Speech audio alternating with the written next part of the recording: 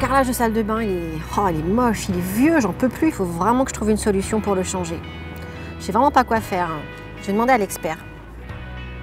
Pour choisir le carrelage de salle de bain, on peut choisir la couleur du carrelage en fonction de votre meuble de salle de bain.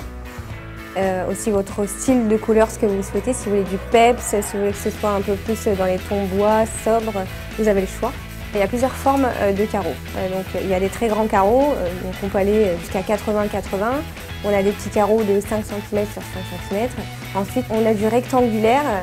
L'avantage avec le rectangulaire, c'est que si on le met à la verticale, ça va donner de la hauteur à la pièce. Et lorsqu'on va le mettre à l'horizontale, ça va nous donner de la grandeur à la pièce. L'avantage des petits carreaux ou de la mosaïque, c'est de faire une frise, un listel, une petite touche de décoration.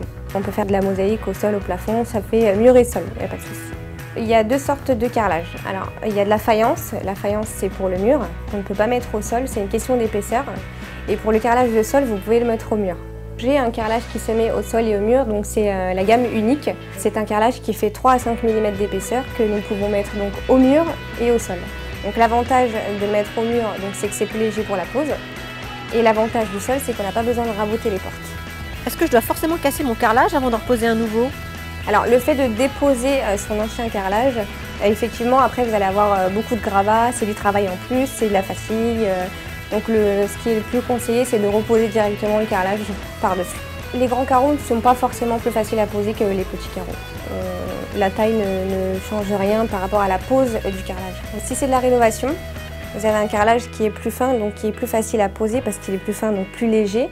Mais sinon, au niveau de la pose du carrelage classique, il n'y a pas de souci.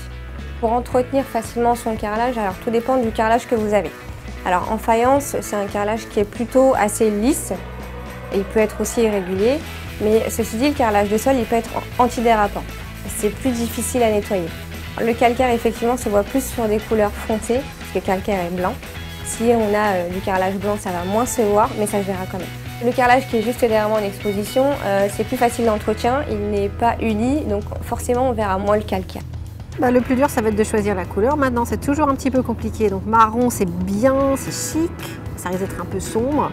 Puis le bleu, ça fait piscine.